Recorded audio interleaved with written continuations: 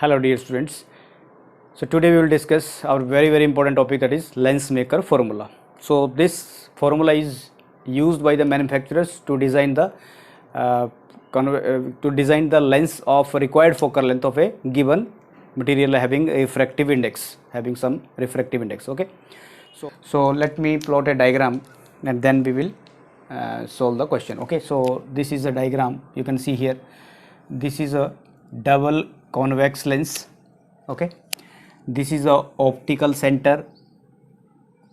This is a principal axis passing to the optical center of this double convex lens. So this is optical center O. So we can say these are the refracting surfaces. You can see here. Let us, this is A, this surface is B, this is C. This ABC surface, refracting surface, and ADC, we can say ABCD. So ABC and ADC are refracting surface, and we will place a object here, and when the rays strike at this point, then ray will bend in a denser medium. It means this is a medium having refractive index mu1. This is a medium having refractive index mu1 again, and this is a medium having refractive index mu2. It means refractive index mu2 is greater than refractive index mu1. इसका मतलब क्या हुआ, देखिए अब यहाँ पे हमने denser medium को किसी रेयर मीडियम में रखा.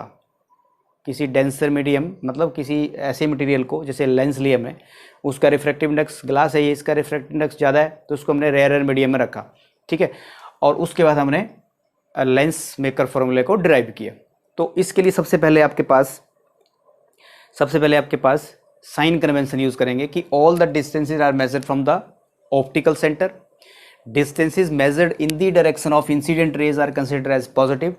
Distances measured opposite to the incident rays are considered as negative. मतलब रेज इस तरफ से आ रही हैं और हम इस तरफ को डिस्टेंस मेजर कर रहे हैं, जैसे ऑब्जेक्ट रखा हुआ है, तो वो नेगेटिव हो गए.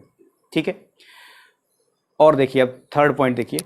Now we will discuss assumption. Assumption में क्या है कि हमने एज्यूम किया कि इसका जो अपर्चर लेंस का बहुत ही छोटा है. Aperture of the lens is very small, lens is thin, second point. ठीक है, उसके बाद रेज आर पैरेक्सियल, मतलब रेज जो है वो पैरेक्सियल होनी चाहिए. पैरेक्सियल का मतलब है, जैसे आपने पिछले वीडियो में मैंने डिस्कस किया था, पैरेक्सियल का मतलब है कि rays are going parallel to the principal axis. ये होती हैं पैरेक्सियल रेज, और जो एज पे पड़ती हैं उसके बोलते हैं मार्जिनल रेज.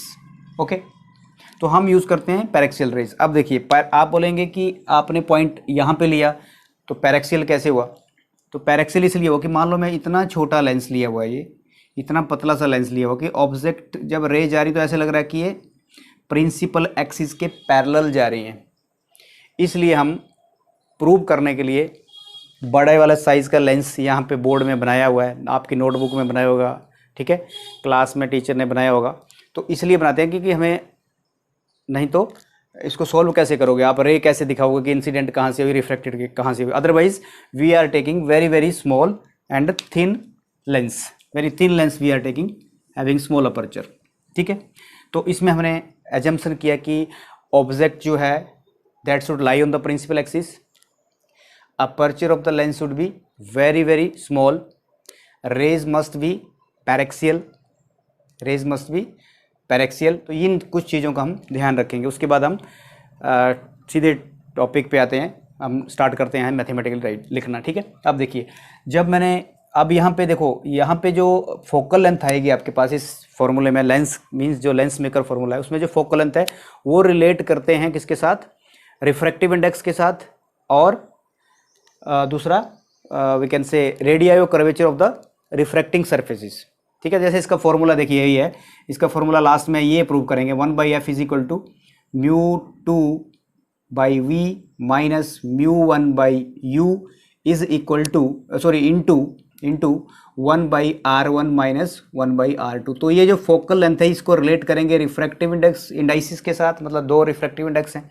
ठीक है, और radius of curvature of the two refracting surface. ठीक है, तो ये इस फॉर्मूले को हम ड्राइव करेंगे. तो देखिए कैसे इसको ड्राइव करेंगे, हम यहाँ पे स्टार्ट करते हैं.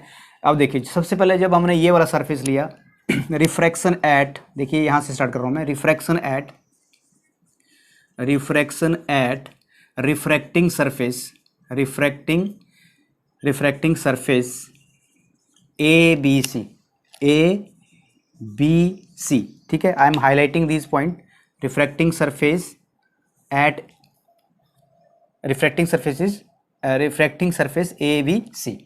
तो जब refraction at refracting surface A B C, तो आपके पास फॉर्मूला आया था, आपको याद होगा, that was μ2/v minus μ1/u is equal to μ2 minus μ1/r। ये वाला फॉर्मूला मैंने ड्राइव किया था, ठीक है, when the image form is real.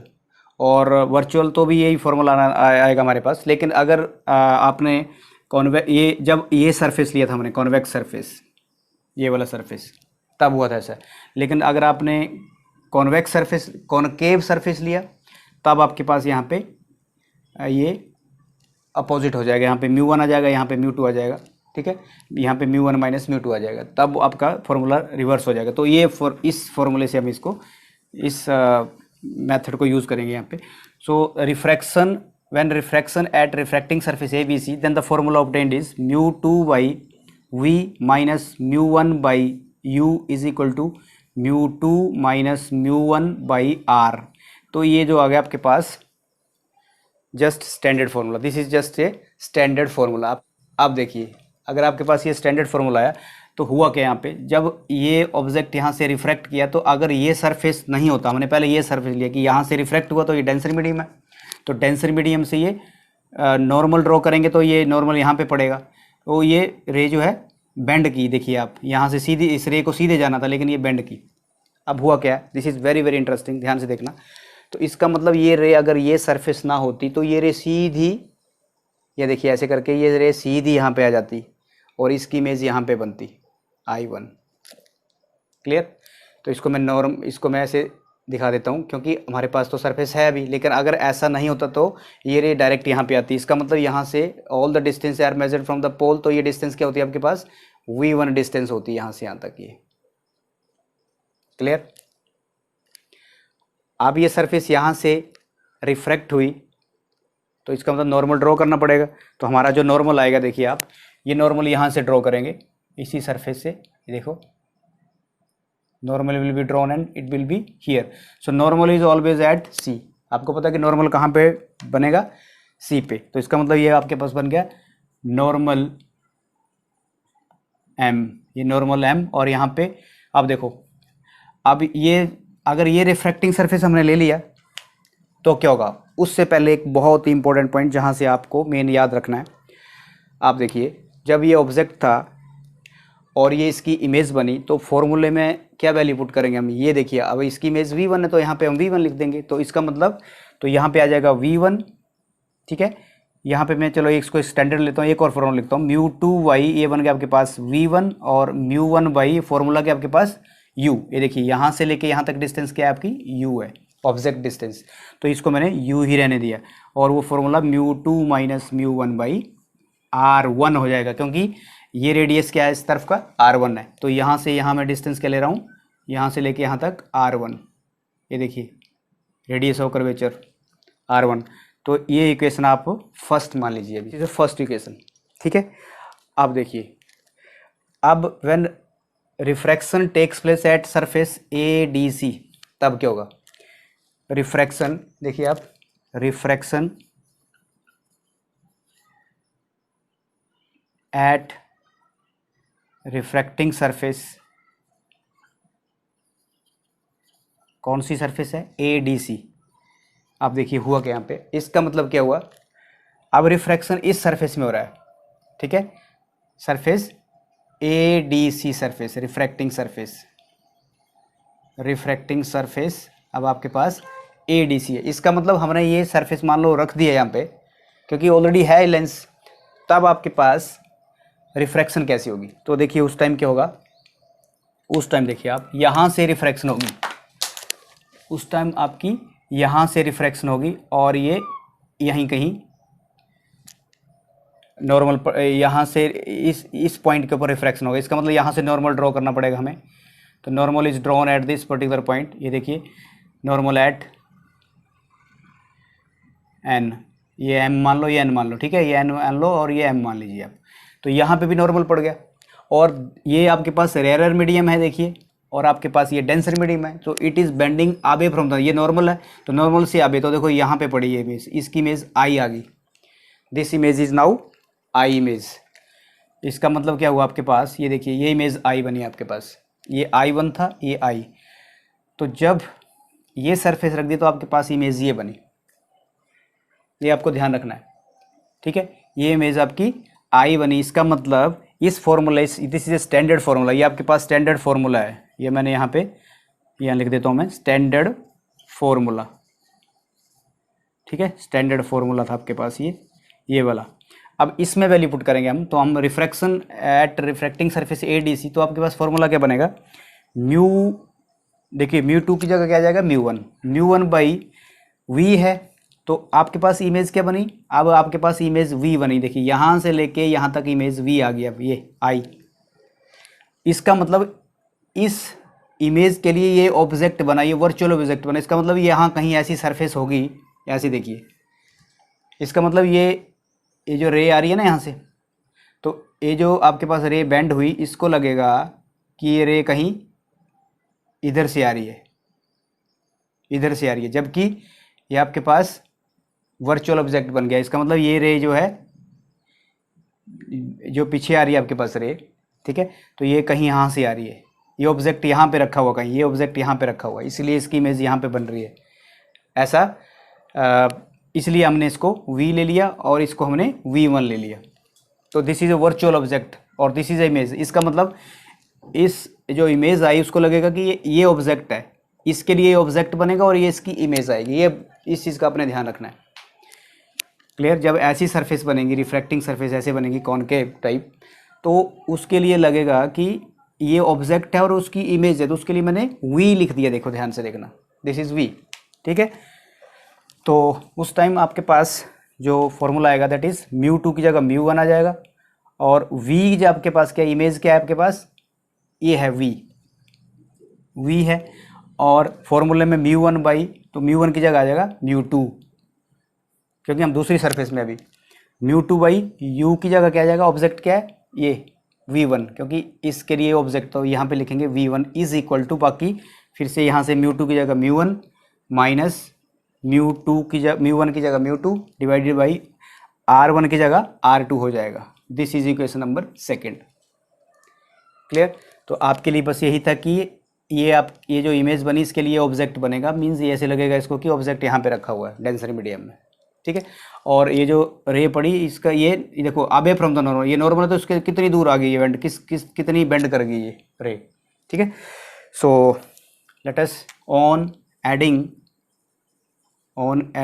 Equation first and second we get, देखिए फर्स्ट और सेकंड इक्वेशन को ऐड किया तो mu two by V one cut गया आपके पास, देखिए ये भी mu two by V one है, और आपके पास ये भी mu two by V one है, और आपके पास क्या बचा ये देखिए म्यू वन पॉजिटिव पहले लेते हैं, mu one by V minus mu one by U is equal to, ये बचा आपके पास mu two minus mu one by R1 और mu one minus mu two by R2। इसका मतलब हम इसको क्या करेंगे, कॉमन ले लेते हैं, तो mu two minus mu one common ले लो, और अंदर आपके पास क्या बचा, 1/R1 माइनस 1/R2। अगर इसको सोल्व करो तो आपके पास यही आएगा, क्योंकि ये कॉमन ले लिया तो आपके पास वो माइनस में हो जाएगा और ये प्लस में हो जाएगा, ठीक है, क्योंकि ये प्लस में ही ऑलरेडी, तो उसको चेंज करना पड़ेगा, मैं mu two minus mu one common लेना है तो, ठीक है।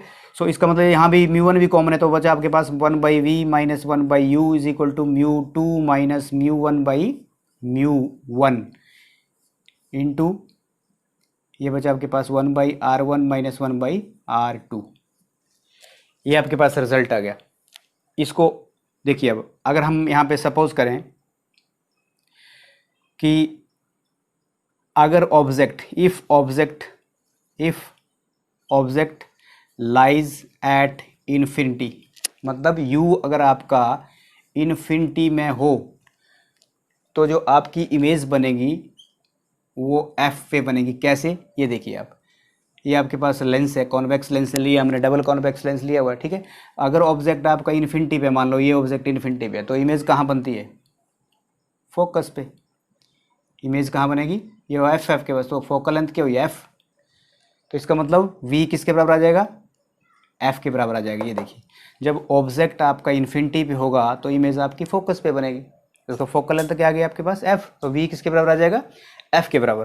तो यहाँ पे सब्स्टिट्यूट कर देंगे हम कि 1/v, 1/v is what? 1/f, और -1/u, -1/u, 1/u is what? Infinity, is equal to μ2, वही formula μ1 minus μ1/μ1 into 1/r1 minus 1/r2। ये सारी चीज़ें ऐसे की ऐसी रहेगी आपके पास। इसका मतलब because of 1/∞ is equal to what?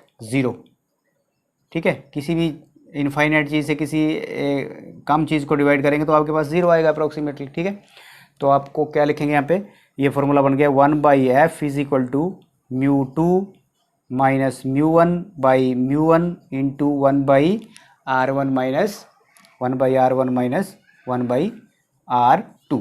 अब यहाँ पे μ1 हम 1 ले लेंगे और μ2 म्यू के बराबर ले लेंगे। If the object is placed in air, तो हम μ1 को 1 ले लेंगे, रिफ्रैक्टिव इंडेक्स एयर का 1 ले लेंगे, ठीक है। तो वैल्यू सब्स्टिट्यूट करेंगे तो आपके पास क्या आएगा? 1/f is equal to mu minus 1, क्योंकि μ1 आपके ने 1 ले लिया, डिवाइडेड बाई 1, तो आपके पास सिंपल यही बचा, और 1/r1 माइनस 1/r2। तो देखिए आपके पास ये रिजल्ट आ गया अभी, ठीक है। ये रिजल्ट आ गया लास्ट में, और ये जो लिखा हुआ आपके पास ये रिजल्ट आया। So this was about lens maker formula. So student, this is very very important formula, और आपको एनसीईआरटी में भी आपको इसको बहुत तोड़ के लिखा हुआ है, मीन्स ये सरफेस अलग से लिए, वो सरफेस अलग से लिए। तो आप इसको अगर याद करें तो this is in 2 lines only. ये देखिए 2 लाइनें आपको याद रखनी है, एक स्टैंडर्ड फार्मूला लिखना है, उसके बाद इस सरफेस से रिफ्लेक्शन और इस सरफेस से रिफ्लेक्शन करना है, और अब दोनों को ऐड करके we will get the result. So this is maximum time this formula is asked, ठीक है। मैक्सिमम टाइम ये क्वेश्चन पूछा जाता है, तो आप इसको अच्छे से तैयार कर लें। So thank you very much.